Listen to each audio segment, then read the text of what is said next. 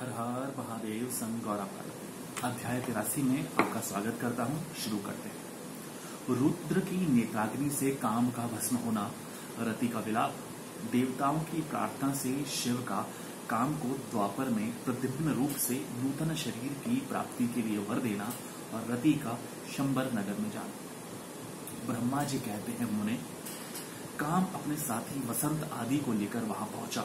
उसने भगवान शिव पर अपने बाण चलाए। तब शंकर जी के मन में पार्वती के प्रति आकर्षण होने लगा और उनका धैर्य छूटने लगा। अपने धैर्य का ह्रास होता देख महायोगी महेश्वर अत्यंत विस्मित हो मन ही मन इस प्रकार चिंतन करने लगे। शिव बोले, मैं तो उत्तम तपस्या कर रहा था, उसमें विघ्न कैसे आ गए? किस कुकर्मी ने यहाँ मेरे चित्त में विकार पैदा कर दिया? इस तरह विचार करके सत्पुरुषों के आश्रयदाता महायोगी परमेश्वर शिव शंकायुक्त हो संपूर्ण दिशाओं की ओर देखने लगे। इसी समय वाम भाग में बाण खींचे खड़े हुए कामदेव उनकी दृष्टि में आ गए। वह मूढ़चित्त मदन अपनी शक्ति के घमंड में आकर पुनः अपना बाण छोड़ना ही चाहता था। नारद इस अवस्था में काम पर दृष्टि पड़ते ही परमात्मा गिरीश को तत्काल और रोष चढ़ आया। मुने, उधर आकाश में बाण सहित धनुष लिए खड़े हुए काम ने भगवान शंकर पे अपना अमोघ अस्त्र छोड़ दिया, जिसका निवारण करना बहुत कठिन था। परंतु परमात्मा शिव पर वह अमोघ अस्त्र भी मोघ यानी व्यर्थ हो गया। कुपित हुए परमेश्वर के पास जाते ही शांत हो गया। भगवान शिव पर अपने अस्त्र के व्यर्थ हो जाने पर मनमत काम को बड़ा भय हुआ। भगवान मृत्युंजय को सामने देखकर वह कांप उठा और इंद्र आदि समस्त देवताओं का स्मरण करने लगा। मुनिश्रेष्ठ, अपना प्रयास निष्फल हो जाने पर काम भय से व्याकुल हो उठा। मुनीश्वर कामदेव के स्मरण करने पर वे इंद्र आदि सब देवता वहां आ पहुंचे और शंभु को प्रणाम करके उनकी स्तुति करने लगे। देवता स्तुति कर ही रहे थे कि कुपित हुए भगवान हर के ललाट में मध्य भाग में स्थित तृतीय नेत्र से बड़ी भारी आग तत्काल प्रकट होकर निकली। उसकी ज्वालाएं ऊपर की ओर उठ रही थी। वह आग धू धू करके जलने लगी। उसकी प्रभा प्रलयाग्नि के समान जान पड़ती थी। वह आग तुरंत ही आकाश में उछली और पृथ्वी पर गिर पड़ी। फिर अपने चारों ओर चक्कर काटती हुई धराशायिनी हो गई। साधु भगवान, क्षमा कीजिए, क्षमा कीजिए। यह बात जब तक देवताओं के मुख से निकले तब तक ही उस आग ने कामदेव को जलाकर भस्म कर दिया। उस वीर कामदेव के मारे जाने पर देवताओं को बड़ा दुख हुआ।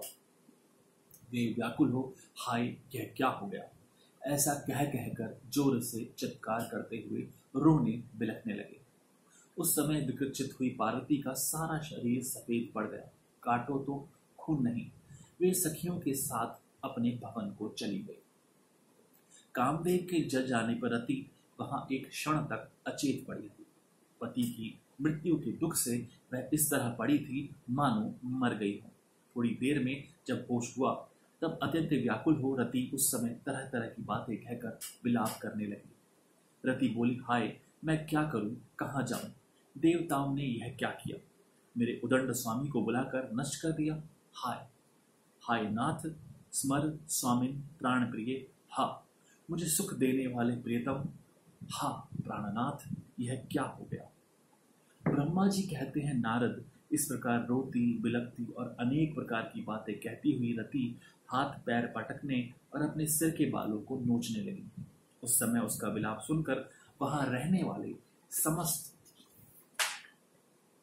वनवासी जीव और वृक्ष आदि स्थावर प्राणी भी बहुत दुखी हो गए। इसी बीच में इंद्र आदि संपूर्ण देवता महादेव जी का स्मरण करते हुए रति को आश्वासन दे इस प्रकार बोले।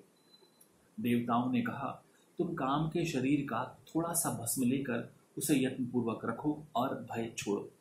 हम सब के स्वामी महादेव जी कामदेव को पुनः जीवित कर देंगे और तुम फिर अपने प्रियतम को प्राप्त कर लोगे। कोई किसी को ना तो सुख देने वाला है और ना ही कोई दुख देने वाला है। सब लोग अपनी अपनी करने का फल भोगते हैं। तुम देवताओं को दोष देकर व्यर्थ ही शोक करती हो। इस प्रकार रति को आश्वासन दे सब देवता भगवान शिव के पास आए और उन्हें भक्ति भाव से प्रसन्न करके यो बोले। देवताओं ने कहा, भगवान शरणागत वत्सल महेश्वर, आप कृपा करके हमारे इस शुभ वचन को सुनिए। शंकर, आप कामदेव की करतूत पर भली भांति प्रसन्नता पूर्वक विचार कीजिए।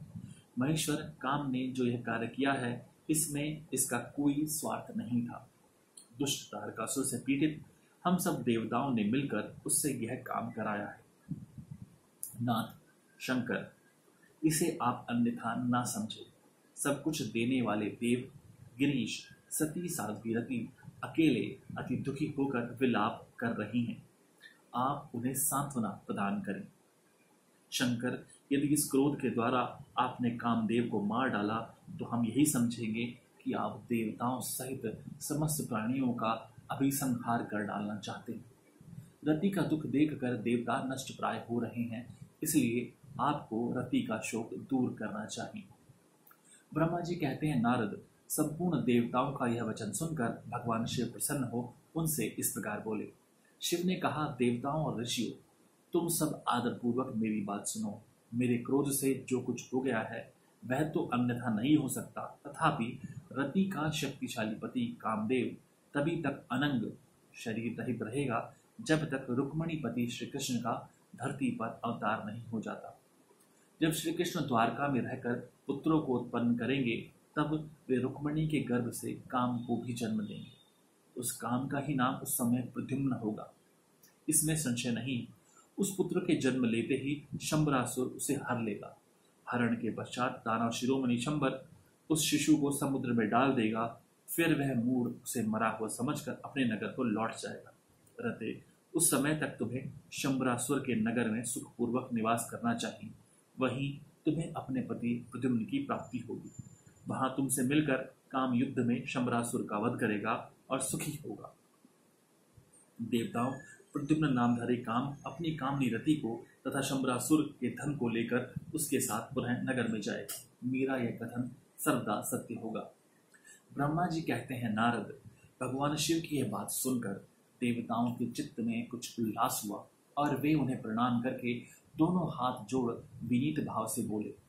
देवताओं ने कहा, देव देव महादेव, करुणा सागर प्रभु, आप कामदेव को शीघ्र जीवन दान दे तथा रति के प्राणों की रक्षा करें।